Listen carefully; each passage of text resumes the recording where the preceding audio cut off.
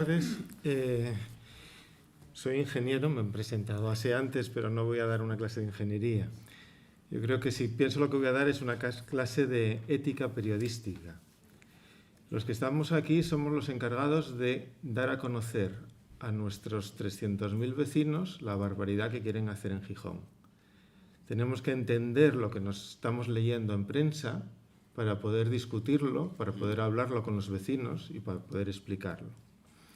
La sopa de letras que ven en la pantalla, pues es la sopa de letras que estamos leyendo en prensa, ¿no? Se nos habla de reciclado, compromiso Asturias 21, utilidad pública, desarrollo industrial, biocombustibles, el Asturias Paradise Hub for Circularity, biolíquidos, etcétera, etcétera, etcétera. Tenemos que entender esta sopa de letras. Para eso voy a empezar cambiando de presentación porque lamentablemente la sopa de letras está desequilibrada en un segundo. Vale.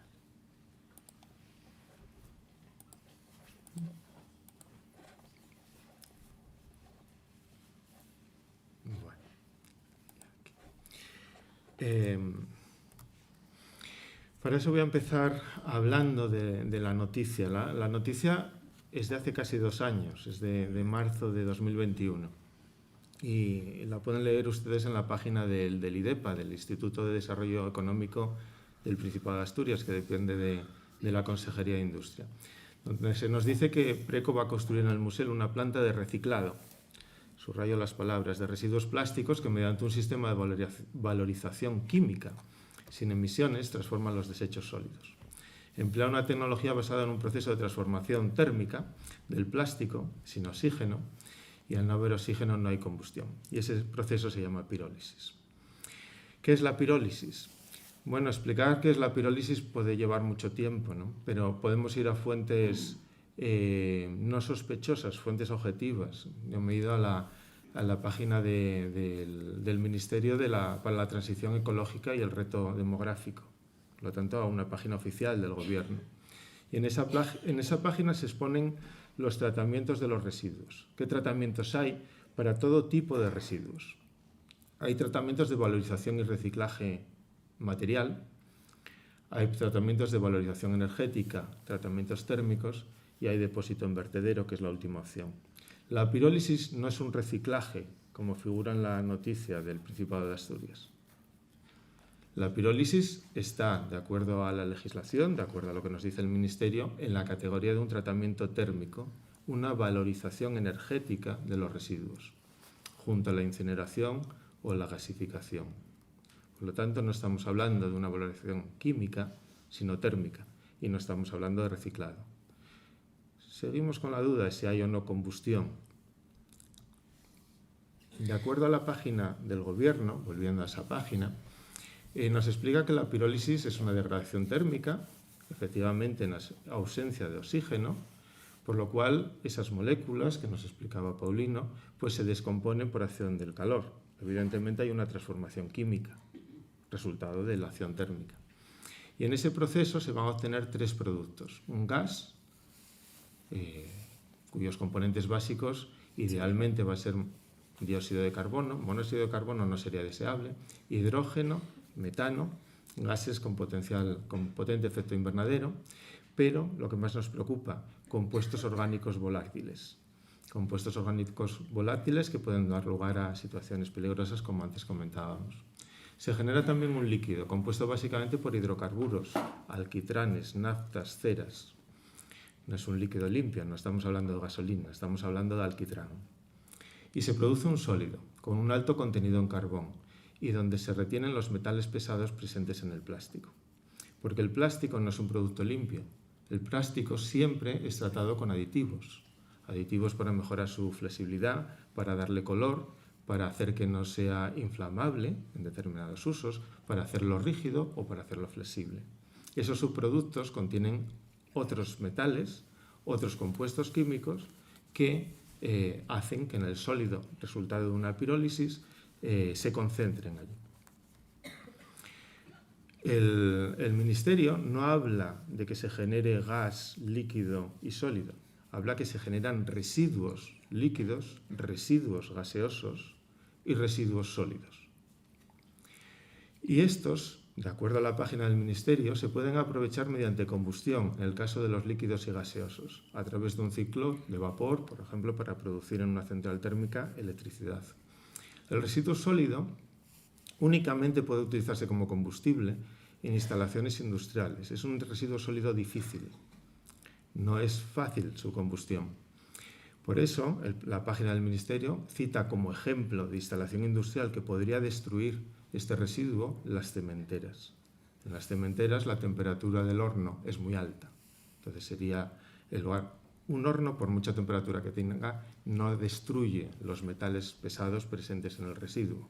Es decir, las cenizas que se generen en ese horno seguirán siendo un residuo tóxico y peligroso. Pero sería el lugar adecuado, una cementera. Entonces volvemos a la página del IDEPA. Como digo, es un curso de ética periodística, ¿no? ¿Qué es lo que nos sigue contando sobre el proyecto de Preco hace 2 años, ¿no? Preco es la empresa que propone esta instalación. Pues que los promotores esperan alcanzar una producción de 50.000 toneladas brutas anuales de aceite de pirólisis, green naphtha, una nafta verde, para la industria química o biocombustibles. Y producir unas 240.000 toneladas anuales de combustibles sólidos recuperados. Es decir, en lo primero que vemos, estamos hablando de un aceite de pirólisis, no es nada de lo que hubiésemos hablado antes, o hablábamos de un residuo líquido. Una green naphtha, tampoco me encaja lo de una nafta verde cuando estábamos hablando de alquitranes, naftas, ceras. Y en cualquier caso que se puede utilizar para la industria química, es decir, como producto en la industria química en teoría, o como combustible. No entiendo el término bio en este artículo, ¿no? En este artículo publicado en la página del IDEPA, insisto. Y producir 240.000 toneladas anuales de combustibles sólidos recuperados. Un combustible sólido recuperado es un combustible, no es ninguna otra cosa. No es algo que se pueda utilizar en ninguna industria química, es algo que se va a quemar. De hecho, si seguimos leyendo el artículo del Principado, los promotores consideran que la ubicación en el Musel facilitará procesar 160.000 toneladas al año de combustibles sólidos recuperados. Alguien tendrá que aclarar qué significa la palabra procesar en esta frase. A mí no se me ocurre cómo se puede procesar un carbón, a no ser quemando. Pero yo no lo puedo decir. Alguien lo tiene que explicar, ¿no? Es decir, que cuando en la página leemos que no hay combustión, no es verdad, sí hay combustión. En primer lugar, el gas se va a utilizar como combustible. Esto figura en la documentación de Preco en su página web. El gas generado en la pirólisis se utiliza como combustible para mantener la temperatura del proceso. Por lo tanto, hay incineración. El líquido se puede utilizar en la industria petroquímica para producir nuevos plásticos o se puede utilizar como combustible. Nadie nos ha aclarado cómo se va a utilizar. Y el sólido únicamente se puede utilizar como combustible, dentro de esta planta o en otra. Y es curioso porque Preco lo que nos dice es la posibilidad de quemarlo, o da a entender la posibilidad de procesarlo cerca del Musel.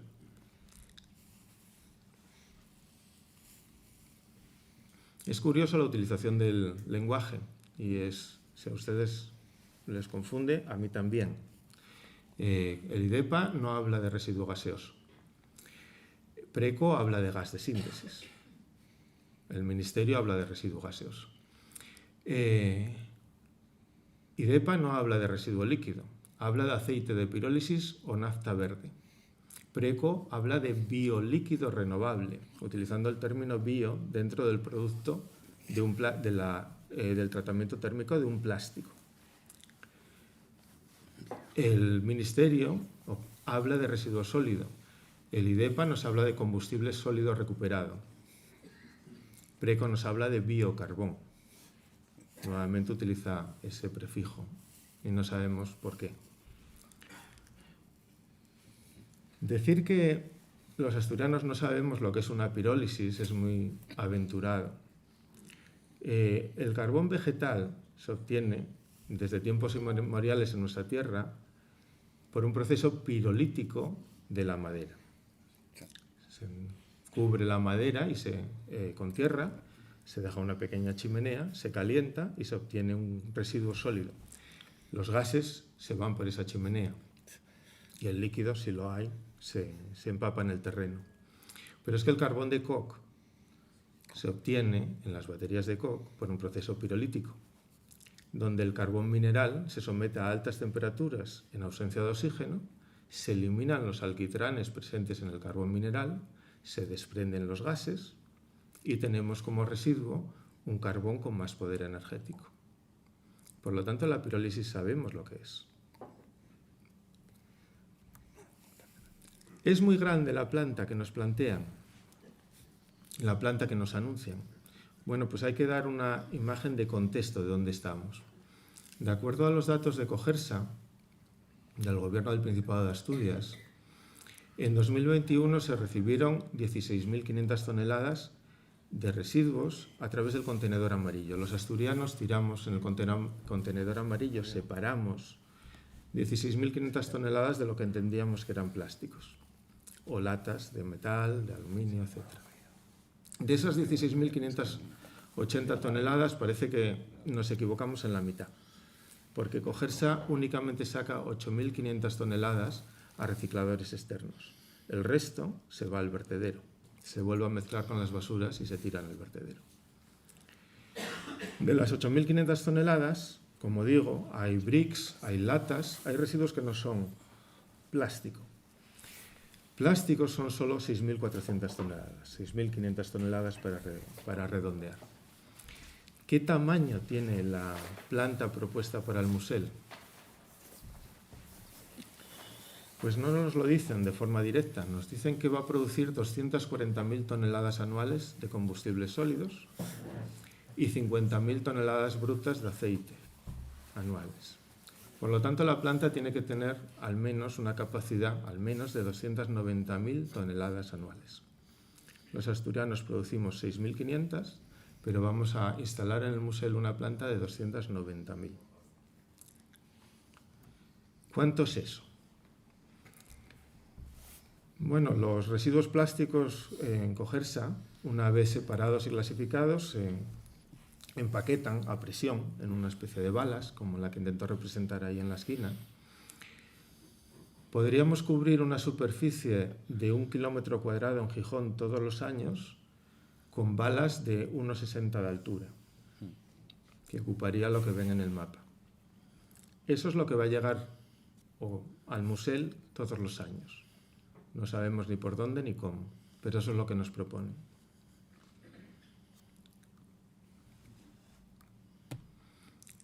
De hecho, cuando nos preguntamos si la planta es muy grande o no, vemos que en la página del IDEPA, Preco anuncia su interés por el Musel por varios motivos, pero destaco dos en relación al tamaño de la planta. Uno es el potencial granelero del Musel y otro son las posibilidades logísticas para las materias primas, es decir, para el plástico.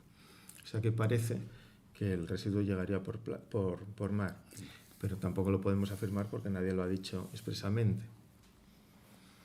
¿Por qué llega por mar? ¿O por qué podría llegar por mar? ¿Cuál sería la justificación de esto? Pues hay que quizás relacionarlo con otras noticias, ¿no?, que tenemos en prensa. Según datos del ICEX, del Instituto Español de Comercio Exterior, en el año 2016, o sea, ya hace bastantes años, pero bueno, es el último periodo completo del que hay datos, se exportaron a China un total de más de 138.000 toneladas de desechos, desperdicios y recortes de plástico, desde España a China.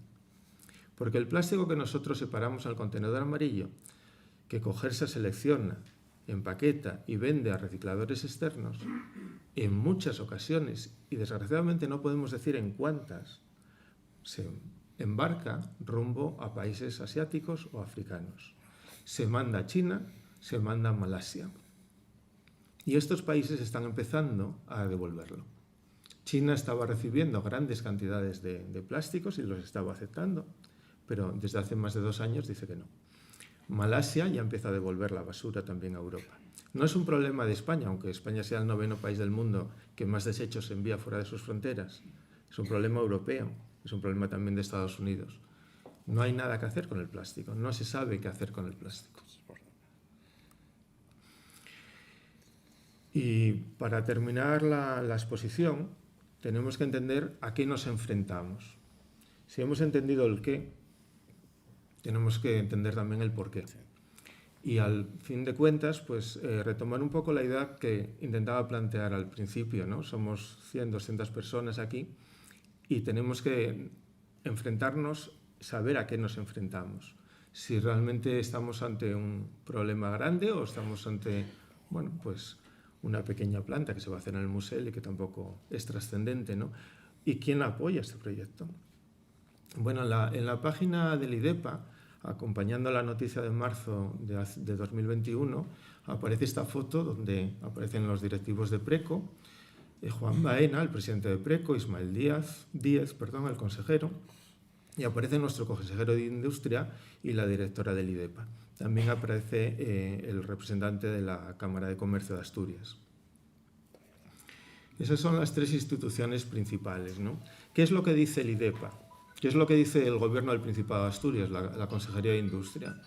Pues lo defiende como un éxito de su estrategia de captación de inversiones. Esto es un éxito del Gobierno del Principado de Asturias. Esto no es una iniciativa de Preco. Esto es un éxito del Gobierno del Principado de Asturias. Dice además que esta nueva actuación no es única. No es la única sobre la que se está trabajando en el ámbito de la economía circular, dado que el Principado dispone de un ecosistema favorable para la reutilización de subproductos y residuos industriales. Es decir, podemos esperar más. Y nos habla pues, del gran proyecto o del proyecto Asturias Paradise Hub for Circularity, el paraíso por la circularidad o una agrupación territorial orientada a promover la colaboración público-privada en proyectos vinculados a la economía circular. La colaboración público-privada.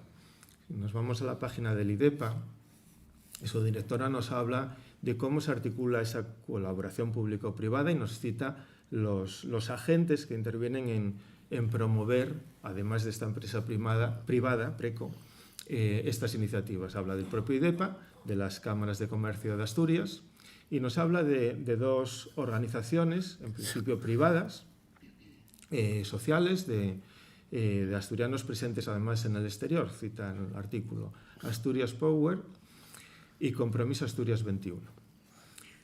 Añade algo también muy relevante, y es que en marzo de 2021 firmamos el acuerdo de economía circular con el grupo Preco. Esto está firmado ya. Que hay una planta en el museo para incinerar plásticos, está firmado. No es la única iniciativa y hay un compromiso. ¿Quiénes son esos otros dos agentes del campo privado que apoyan este proyecto? El primero del que se habla es Asturias Power.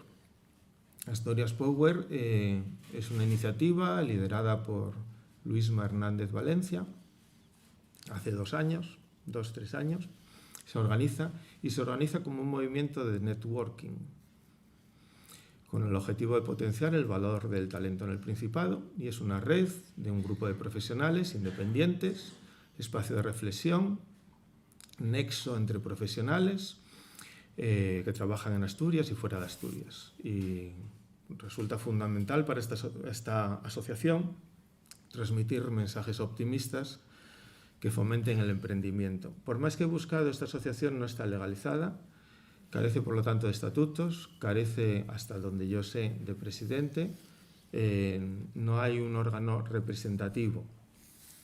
Es, como se dice en la diapositiva, recogido de prensa, un movimiento de networking. Es una red en LinkedIn, en Instagram, una red social de profesionales, al menos hasta donde yo sé. Yo he hecho la búsqueda a mi leal saber y entender. De hecho, en la página web de Asturias Power no hay actividades de hace 2 años. La siguiente agrupación privada que apoya esta iniciativa de la incineradora es Compromiso Asturias 21. Compromiso Asturias 21 sí es una asociación, es una iniciativa de la sociedad civil, de acuerdo a su página web, independiente, sin ánimo de lucro y al margen de la política, que busca el interés y el progreso de Asturias. Bien. Está legalmente registrada en el registro de asociaciones sin ánimo de lucro. Cuenta con presidente, estatutos, asamblea, etcétera, socios y demás. Ser una asociación sin ánimo de lucro significa que es una agrupación de personas, de acuerdo a la legislación, que se unen para llevar a cabo una actividad cuya finalidad no es el beneficio económico, sino fines sociales, humanitarios, artísticos o altruistas. Es más, no solo es una asociación sin ánimo de lucro, sino que el Gobierno de España la ha declarado como de utilidad pública. Esto significa que es un instrumento dinamizador de la realización de actividades de interés general. Es más, que disfruta de exenciones fiscales y asistencia jurídica gratuita. Si nos vamos a ver quiénes son los integrantes de esta asociación, en la búsqueda que he hecho, pues identificar al presidente. El presidente es Eduardo Sánchez Morrondo, doctor en Ciencias Químicas de la Universidad de Oviedo, ejercido como profesor, y en su currículum lo que destaco es que ha sido presidente y director general de Dow Chemical Ibérica, Dow Chemical Francia y vicepresidente de Dow Chemical en Europa. Para los que no lo saben, Dow Chemical es la mayor o de las mayores multinacionales del sector químico en el mundo. Ha comprado DuPont. Su currículum es difícil de establecer. Una multinacional de este tamaño ha tocado todo. Ha hecho el napalm para la guerra de Vietnam, para arrasar la selva del Vietnam, o puede tener relación, en Wikipedia figura así, con el accidente de Bhopal en India, ¿no? Además de esta experiencia, el señor Eduardo Sánchez Morrondo ha sido miembro del comité de dirección de British Petroleum España.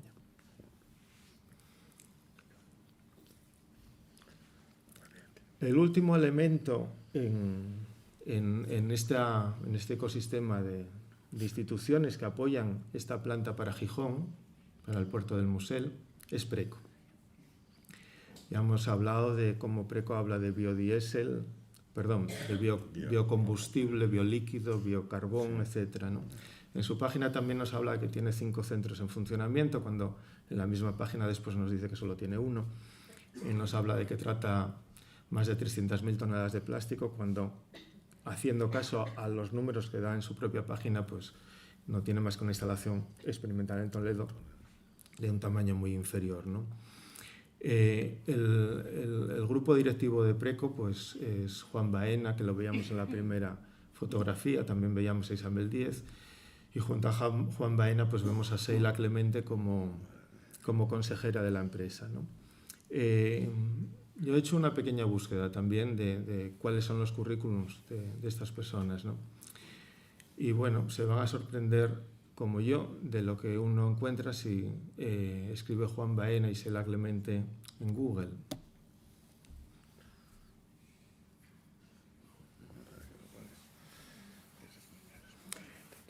Canal Extremadura reparte su presupuesto entre amiguetes mientras las pymes locales se arruinan.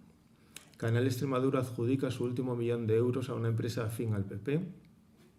El concurso Cruce de Palabras se adjudicó a la empresa Mérida Media, productora que se fundó un día antes de que se hiciese público el concurso, y sus propietarios son Juan Baena Fancoy y Sheila Clemente.